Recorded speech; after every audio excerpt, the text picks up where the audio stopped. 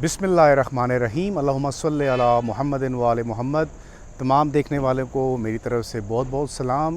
काफ़ी लंबा अरसा गुज़र गया है। अगस्त के महीने में मैं इराक़ गया था, जहाँ पर मुझे ये शर्फ़ हासिल हुआ कि इमाम अली इब्न अबी तालिब अलैहिस्सलाम के शहर नजफ़ और फिर इमाम हुसैन अलैहिस्सलाम की शहर करबला जाने का इत्तेफ़ाक हुआ। वहाँ उनकी पिलग्रिमेज करने का मौका मिला। इस सारे अरसे में 1 महीना तो मेरा वहाँ लग गया, और वापस आने के बाद यकीन करें फिर ताकत भी नहीं थी और कुछ ऐसी मसरूफ़ियात थी जिसकी वजह से आप लोगों के साथ मेरा इंटरेक्शन नहीं हो सका। इन सारे समय में, पूरे अरसे में बहुत सारी अपडेट्स थी जिसमें सैलाब कह लें पे पाकिस्तान की और इंडिया के दरमियान जो एक माज़ाराई चलती रही वर्बल, उसका भी एक सिलसिला चलता रहा। और फिर पाकिस्तान और भारत को लेकर के दुनिया में बहुत सारे मुख्तलिफ़ इश्यूज़ के ऊपर बात होती रही। लेकिन एक चीज़ बड़ी दिलचस्प रही है कि इस सारे अरसे के दौरान कुछ भी नहीं बदला, और 2 महीनों बाद जब मैं आपसे दोबारा आज बात करने लगा हूँ तो वही बातें दोबारा जहन में आ रही हैं। मेरे एक पठान दोस्त हैं, उन्होंने बड़ी ज़बरदस्त बात की है। वो कहते हैं, माड़ा वो जो मोदी है ना, उसको कब्र में से निकालो और दोबारा ये वीलॉग करो।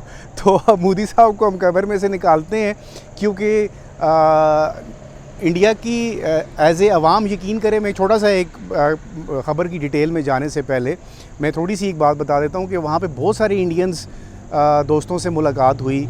मैं जब भी कोई तनकीद करता हूँ या क्रिटिक्स मेरी होती है, वो किसी फ़र्द वाहिद के लिए नहीं है या किसी इंडियन सिटीज़न के लिए नहीं है। गवर्नमेंट के ऊपर तनकीद हम करते हैं, और वो हमारा राइट भी है, क्योंकि जो हरकतें इंडियन गवर्नमेंट की हैं वो उसमें आप तो भी न्यूट्रल होकर थोड़ी देर के लिए सोचें तो आपको ये अंदाज़ा होता है।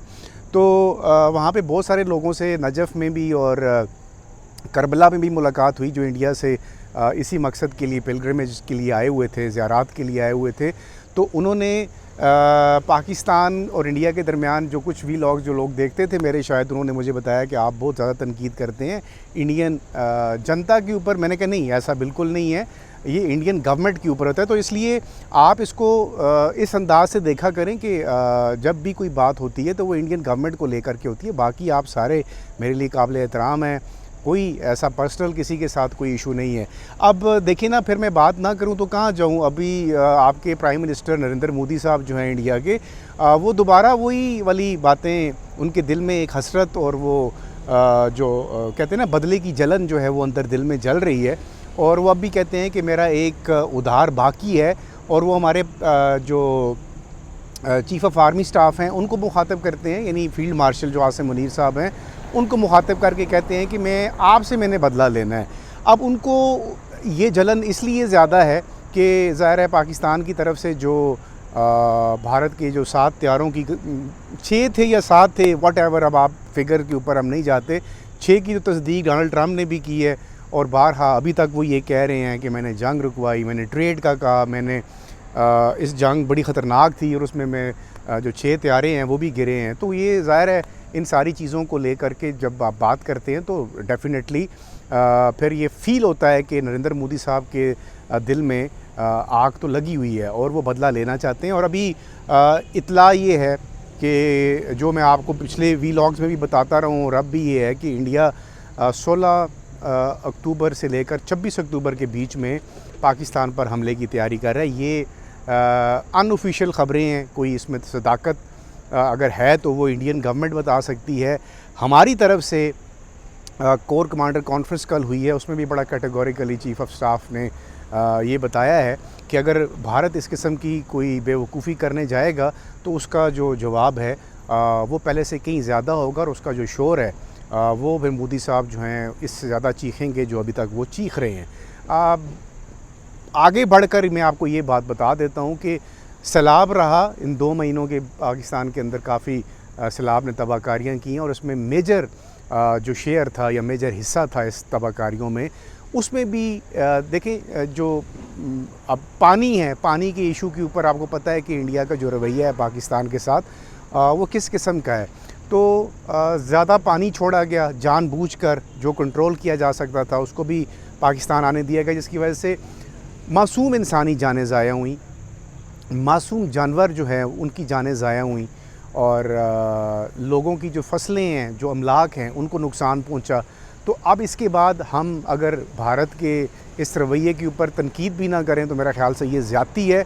आप लोगों को ये ख़ुद फ़ैसला करना चाहिए कि आखिर एक पड़ोसी मुल्क जिसके साथ लंबे अरसे से एक राइवलरी चलती आ रही है और वो अपने रवैये की वजह से हम एक पड़ोसी को हमेशा तंग करने में मसरूफ़ रहता है और किसी भी तरह से सुख का जो है वो सांस नहीं लेने देता।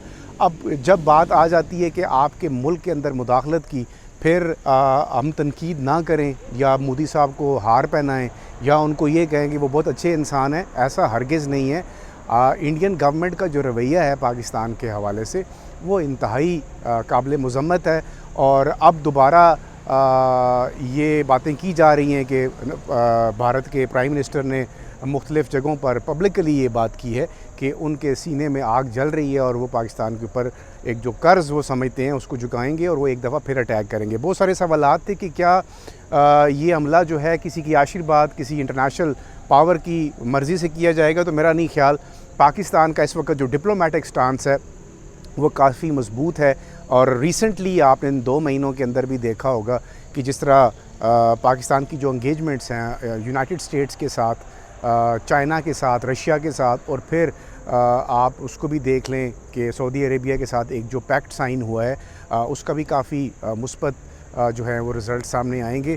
तो अब इन तमाम चीज़ों को जब आप मद्देनज़र रख कर बात करते हैं तो मेरा नहीं ख्याल कि अगर अब इंडिया ऐसी हमाकत करता है तो यकीनन फिर ये ख़ित्ते में जानबूझकर एक बदअमनी फैलाने की कोशिश की जाएगी। उस वक़्त जब अब गज़ा में अमेरिका की और बहुत सारे अरब ममालिक की और पाकिस्तान की भी उसमें डिप्लोमेसी शामिल है और जो 20 नुकाती एक प्लान जो है गज़ा के लिए, पीस प्लान डोनाल्ड ट्रंप ने तजवीज़ किया और उस पर आज जो है वो अमल दरामद भी हो गया है और खुदा करके गज़ा के अंदर सीज़ फायर हो चुका है। अब इस तरह की सिचुएशन में अगर इंडिया पाकिस्तान के ऊपर हमला करता है तो फिर आप उसके कॉन्सिक्वेंसेस का बखूबी अंदाज़ा लगा सकते हैं।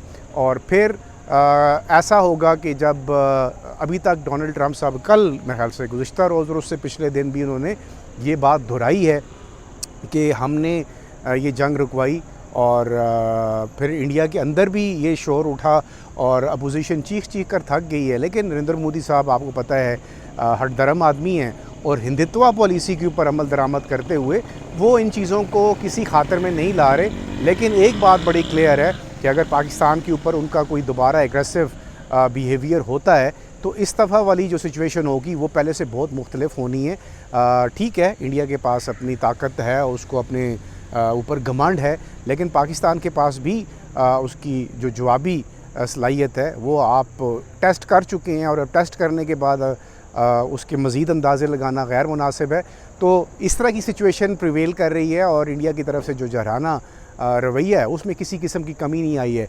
अब अगर इंडिया पाकिस्तान के ऊपर हमला करता है तो पाकिस्तान ने चूड़ियाँ नहीं पहनी हुई, पाकिस्तान भी भरपूर जवाब देगा और आइंदा आने वाले दिनों में जो डेवलपमेंट्स हैं ख़ित्ते के अंदर उनके ऊपर ज़रूर बात होगी। और ये जो इंडिया की तरफ से एक हॉस्टिलिटी का रवैया है, आखिर इसके पीछे मुहर्रिकात क्या हैं और बहुत सारे सवालात हैं कि क्या आखिर इंडिया इतनी इंटरनेशनल सतह पर इतनी सुबकी हासिल करने के बाद भी क्या Indian prime minister Narendra Modi साहब को अब शर्म अभी भी नहीं आती और वो अपनी हरकतों से बाज क्यों नहीं आते।